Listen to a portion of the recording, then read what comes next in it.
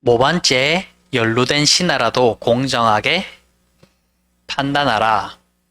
당태종이 나는 이미 적임자를 찾았소. 과거 장양의 사건을 토론할 때 이도유가 모반의 증거가 불충분하다고 말한 것은 공정하고도 합리적인 것이었다고 말할 수 있소.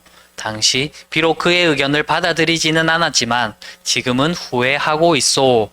라고 이야기를 했습니다. 이 이야기의 에피소드를 조금 더 풀어서 설명을 해드리면 장양이 모반을 깨했다는 이유로 옥에 갇힌 적이 있었습니다.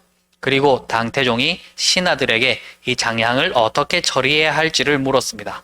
그랬더니 대부분의 신하들이 사형을 시켜야 합니다 라고 이야기를 했는데 오직 이도유 이 신하만이 지금 모반의 증거가 충분치 않으니까 조금 더 조사를 하셔야 합니다 라고 이야기를 했다라고 합니다. 그러나 당태종은 당시 화가 나 있는 상태라서 대부분의 신하의 말을 따라서 사형을 시켰고 그것이 불충분하지 않았음이 밝혀졌습니다. 그리고 나중에 형부시랑이라는 자리가 나게 되었을 때 자신이 이 이야기를 하면서 나는 이도유가 이런 일이 있었기 때문에 형부시랑에 맞는 것 같소 라고 형부시랑에 임명하는 것까지가 에피소드가 되겠습니다.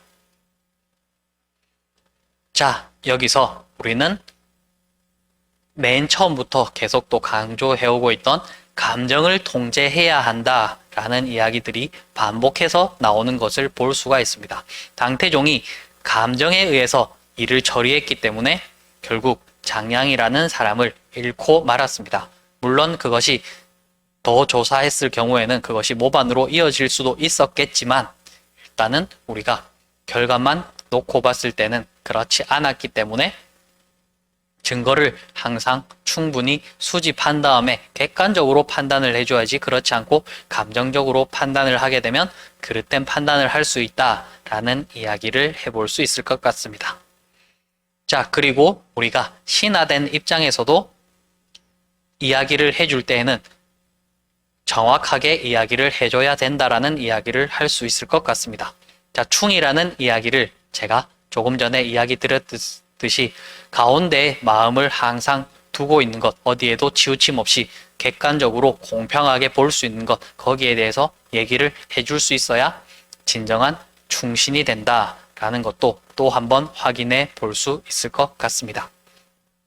그리고 이제 여러분들이 감정을 통제하는 것에 대해서는 들어왔기 때문에 또 다시 우리가 제대로 수행하고 있는지 한번 또 생각을 해 보셨으면 좋겠습니다. 결국은 감정을 통제하기 위해서는 내가 감정이 어디에서 비롯되는지, 어디에서 발생하는지, 어떨 때 감정이 드러나게 되는지를 여러분들이 스스로를 잘 아셔야 됩니다. 여러분들이 여러분을 알지 못하면 똑같은 상황이 닥쳐왔을 때에는 똑같은 결과값으로 우리가 대응을 하게 됩니다.